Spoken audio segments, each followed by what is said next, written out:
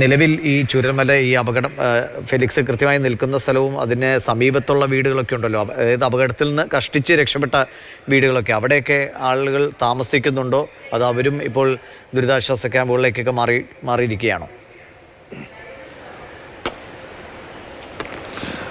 ദിവിഷ്, നമ്മളുള്ള ഈ ചൂരൽമല മേഖലയിൽ നമുക്കറിയാം ഇവിടെ വലിയ രീതിയിൽ നാശനഷ്ടം വിധിച്ച ഒരു ഉരുൾപൊട്ടലാണ്. അതുകൊണ്ട് ഈ പ്രദേശത്ത് വീടുകളിൽ ആളുകളൊന്നും തന്നെ താമസമില്ല എന്നതാണ്.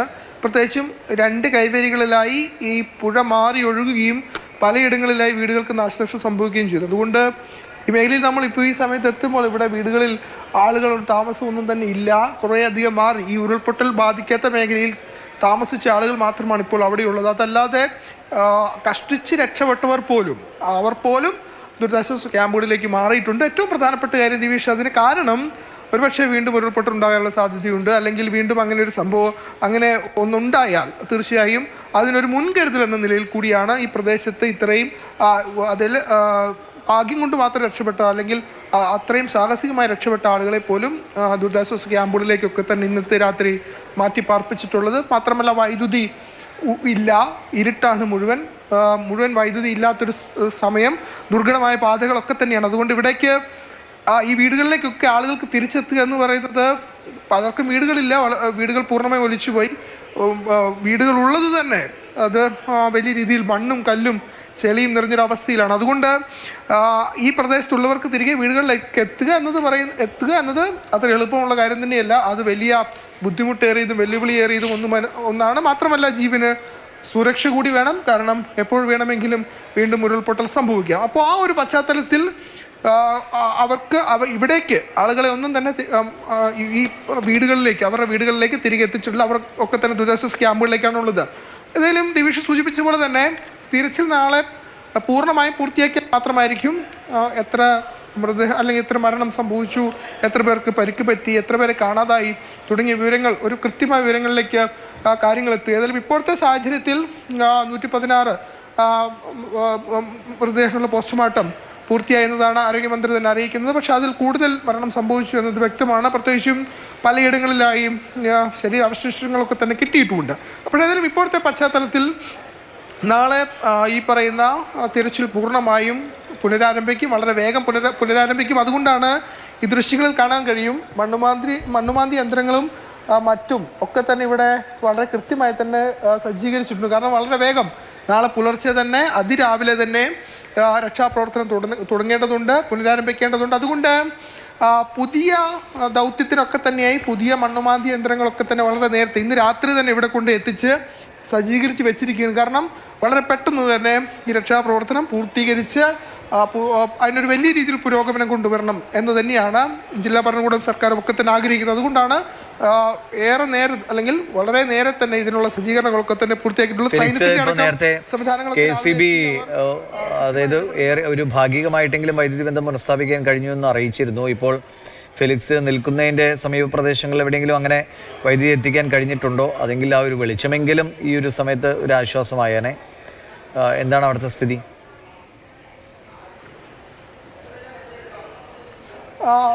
ഇങ്ങോട്ടേക്ക് വരുന്ന വഴിക്കൊരു, അതായത് ഈ ഉരുൾപൊട്ടൽ ബാധിക്കാത്ത പ്രദേശത്തേക്ക് അല്ലെങ്കിൽ അത് വലിയ രീതിയിൽ ബാധിക്കാത്ത പ്രദേശത്തേക്കൊക്കെ വൈദ്യുതി ബന്ധം പുനഃസ്ഥാപിച്ചിട്ടുണ്ട്. തൊട്ടപ്പുറത്തെ വീടുകളിലൊക്കെ വൈദ്യുതി കാണാൻ സാധിക്കും. പക്ഷേ ഇത് വലിയ രീതിയിൽ ബാധിച്ച ഈ ചൂരൽമല ജംഗ്ഷനിലേക്ക് എത്തിയാൽ ഈ ജംഗ്ഷൻ തൊട്ട് മുകളിൽ അങ്ങോട്ടേക്ക് ആ വശത്തേക്കാണ് വലിയ രീതിയിൽ ഈ പറയുന്ന ഉരുൾപൊട്ടൽ ബാധിച്ചത്.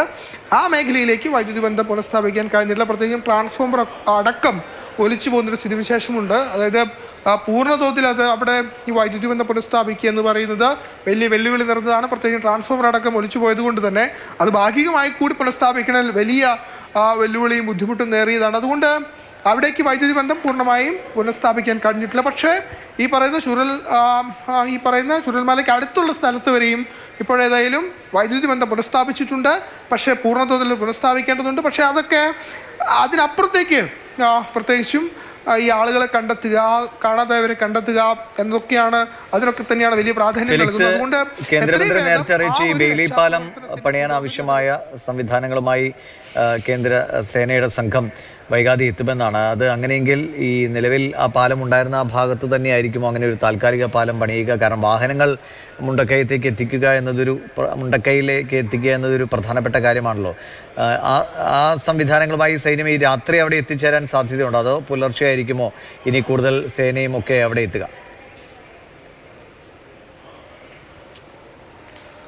പുലർച്ചെയായിരിക്കും ദിവിഷ് കൂടുതൽ സേന അടക്കം എത്തുക. പ്രത്യേകിച്ച് ഞാൻ നേരത്തെ സൂചിപ്പിച്ച പോലെ തന്നെ രാത്രി ഇത്തരത്തിലുള്ള ഇടപെടലുകൾ അല്ലെങ്കിൽ ഇത്തരത്തിലുള്ള നടപടികളായി മുന്നോട്ട് പോകുന്നത് അത് ഒന്ന് വലിയ ഇരുട്ടാണ്, വലിയ വെളിച്ചമില്ല. അപ്പോൾ അതുകൊണ്ട് തന്നെ അത്തരം രക്ഷാപ്രവർത്തനമോ അല്ലെങ്കിൽ അത്തരം നടപടികളൊന്നും തന്നെ പൂർണ്ണ തോതിൽ വിജയകരമായി മുന്നോട്ട് കൊണ്ടുപോകാൻ കഴിയില്ല. അതുകൊണ്ടാണ് നാളെ പുലർച്ചെ മാത്രം ഇത്തരം നടപടികളിലേക്ക് കടക്കാൻ സൈന്യമടക്കം അല്ലെങ്കിൽ ഉന്നത ഉദ്യോഗസ്ഥരടക്കം ആ രീതിയിലേക്ക് പോകുന്നത്. ഏതായാലും ഇന്ന് രാത്രി അത് സംബന്ധിച്ച ഒരു തീരുമാനമോ അത്തരം പുരോഗതികളോ ഒന്നും തന്നെ ഉണ്ടാകില്ല, അല്ലെങ്കിൽ അത്തരം നടപടികളിലേക്ക് സൈന്യമോ മറ്റോ കടക്കില്ല. നാളെ മാത്രമായിരിക്കും പാലമടക്കം പുനഃസ്ഥാപിക്കുക. പ്രത്യേകിച്ചും പാലം പൂർണ്ണമായും പുനഃസ്ഥാപിച്ചാൽ മാത്രമാണ് ഈ ചൂരൽമലയിൽ നിന്നും ഈ പറയുന്ന മുണ്ടക്കൈ എന്ന സ്ഥലത്തേക്ക് എത്താൻ സാധിക്കുക. അങ്ങോട്ടേക്ക് പോകാൻ ഇപ്പോൾ താൽക്കാലികമായി നിർമ്മിച്ചൊരു പാലം മാത്രമാണുള്ളത്. പക്ഷേ കുറച്ചുകൂടി നല്ലൊരു പാലം നിർമ്മിച്ചാൽ മാത്രമാണ് പൂർണ്ണ തോതിൽ അവിടേക്ക് പോകാനും തിരികെ എത്താനും ഈ രക്ഷാപ്രവർത്തനം പൂർണ്ണ തോതിൽ വേഗതയിൽ